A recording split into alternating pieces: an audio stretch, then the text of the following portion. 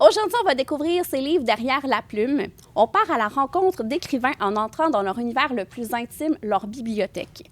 On dit souvent qu'on est ce que l'on lit. Alors, on est aujourd'hui à la bibliothèque Marius Barbeau, située à l'espace citoyen des Confluents. Aujourd'hui, on aura le plaisir de s'entretenir avec Raphaëlle Germain, qui est autrice, scénariste, chroniqueuse. Elle s'est fait connaître avec son premier roman Soutien-gorge rose et Veston noir, qui a été un immense succès. Ça fait plus de 25 ans que Raphaëlle travaille en télé, à la scénarisation, à la chronique. Elle a également écrit des essais. Elle habite la ville de Laval depuis plus de 15 ans. Bonjour, Raphaëlle. Bonjour. Et Raphaëlle, as-tu beaucoup de livres chez toi dans ta bibliothèque? J'ai beaucoup de livres chez moi. Je ne sais pas combien exactement, mais oui, moi, je traîne mes livres partout. Je les garde. C'est un lieu, c'est un cocon pour moi.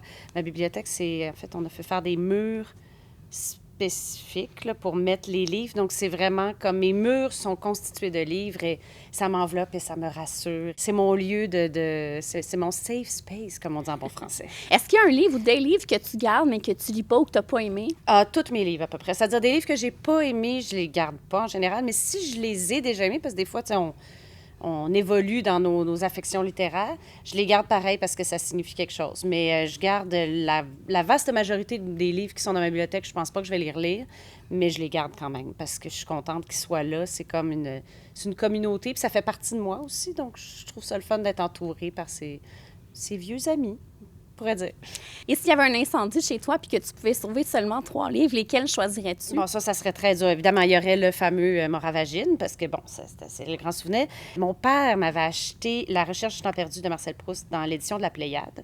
Je l'ai lu 3 fois déjà. Wow. Je vais le relire, c'est ça, parce que je pense que c'est un grand plaisir pour moi de continuer à fréquenter Marcel Proust toute ma vie. Alors, ça serait ça. J'ai amené juste un tome parce que c'était lourd, mais il y en a 4. Fait que je les sauverais tous les 4. Je compte ça comme un seul livre. Quel livre dans ta bibliothèque surprendrait plus tes lecteurs? On serait surpris d'avoir ça dans ta bibliothèque. Je le sais pas vraiment parce que je suis comme, à quoi les gens... As-tu un plaisir coupable?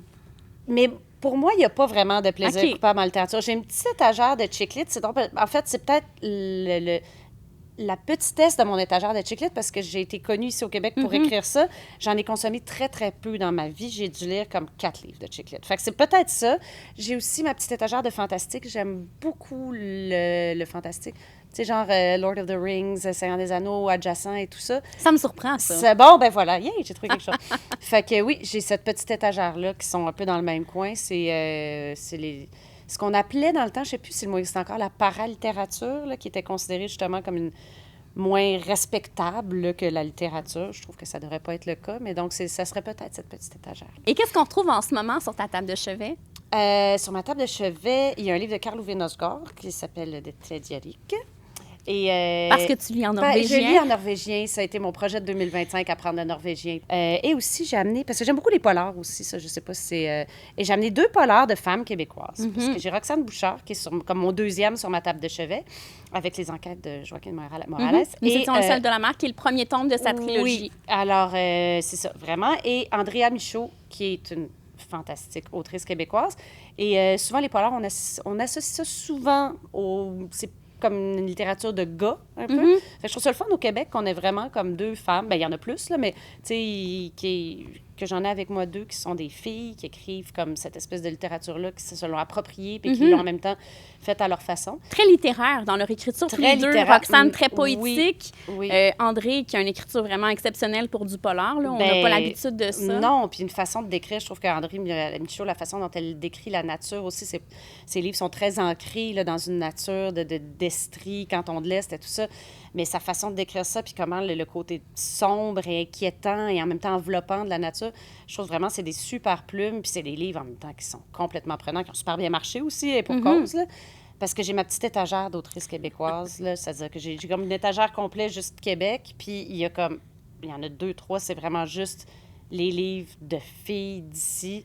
Que j'ai le plus aimé, puisqu'il y en a un peu partout éparpillés, mais celles vraiment que je trouve qui sont comme devraient avoir un rayonnement international sont dans cette étagère. Est-ce que ça te dérange quand on fouille dans ta bibliothèque, voir qu'est-ce que t'as? Zéro, vraiment, non, il n'y a pas de... Non, je trouve que c'est une belle façon d'entrer en contact avec quelqu'un.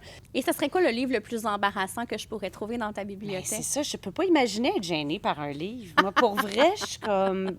Si tu lis un livre, c'est cool. que ça soit de la littérature érotique, de la littérature qui n'est pas considérée comme de la grande littérature. Je suis comme... J'ai des bandes dessinées aussi, elles ne sont pas dans ma bibliothèque, mais tout ça, il n'y a pas de... Je suis comme, tu tournes des pages, il ne peut pas y avoir quoi que ce soit de gênant. Et si je te donnais la chance de prendre un verre ou un café avec un personnage d'un livre? Ça serait, je l'ai amené aussi, ça serait Clarissa Dalloway, donc la Mrs. Dalloway de Virginia Woolf, parce que c'est un personnage qui aime la vie et qui s'émerveille devant l'existence en général et le monde d'une manière qui me parle beaucoup, beaucoup.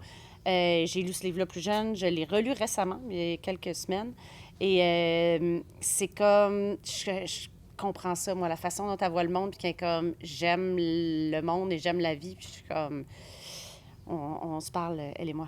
Pas Virginia et moi, je suis pas dans ces sphères-là, mais Clarissa et moi, on se parle. Et tes fans ont pu avoir un nouveau roman après beaucoup, beaucoup d'années d'absence. Ton 4e roman, Plage Laval, qui se déroule ici à Laval. Oui. Et je pense qu'il y a un projet qui s'en vient en lien avec ça. Bien, on est en train de développer le film. Donc, là, évidemment, est-ce que ça va se concrétiser? C'est une grosse machine, mais on travaille là-dessus. Donc, je suis replongée dans Plage Laval. C'est un grand plaisir. On est dans une bibliothèque en ce moment. Qu'est-ce que ça représente pour toi, les bibliothèques? Bien, déjà, c'est un lieu magnifique. Si je n'étais jamais venue parce que j'habite à l'autre bout de Laval. Bien, c'est des lieux de... Encore une fois, j'ai juste là, mais tu sais, des safe places. Hein, tu sais, on dit ça, les jeunes disent ça, là, un endroit où tu te sens en sécurité. Puis, je veux dire, c'est tellement bienveillant. Puis, évidemment, il y a beaucoup de livres. Mais je trouve toujours que les gens qui travaillent dans les bibliothèques aussi, qui font des efforts pour comme mettre des livres de l'avant, pour les rendre ces lieux-là accueillants, justement, pour accueillir la jeunesse, pour que les jeunes aient envie de lire. Quand ma fille était petite, on allait régulièrement à la bibliothèque à côté de chez nous, la bibliothèque Philippe Panton à Laval-Ouest, qui est toute petite, mais il y avait plein de livres, justement, pour enfants, puis tout ça. Puis de voir des enfants qui sont... Les enfants sont toujours émerveillés devant les livres. Donc, il y a comme l'émerveillement des enfants, puis il y a le fait de voir des gens, des communautés faire comme, OK, comment est-ce qu'on amène du monde ensemble? Comment est-ce qu'on amène des jeunes à lire? C'est tellement juste positif, puis c'est ce qu'il y a... C'est tellement humain dans le bon sens du terme, comme vouloir amener les gens ensemble vers quelque chose qui est de la littérature. Je trouve ça fantastique. Et si je te demandais en terminant, qu'est-ce qui t'étonnerait d'apprendre sur toi? Si, mettons, on parlait à la jeune Raphaël d'il y a plusieurs années. Ça serait peut-être, justement, il y a plus de tolérance dans mes lectures, parce que quand j'ai étudié en littérature, on appelait ça études françaises dans le temps, à l'université, et je me voulais très littéraire. Mais tu sais, puis je voyais une vision un peu exiguë de la littérature, un peu snob, on va se le dire, tu sais, où est-ce qu'il fallait que ça soit vraiment des œuvres denses et lourdes et tout ça. Et j'ai ouvert les portes. Là. Tout est bienvenu. Je suis très, très accueillante dans mes lectures et dans mes affections littéraires. Bien, merci, Raphaël, de nous avoir ouvert ta bibliothèque. Et moi, en tant que lectrice, j'attends le prochain roman. Bien, moi aussi, je l'attends. En tant qu'auteur, je l'attends. On attend l'émerveillement. Oui. Merci à toi. Merci.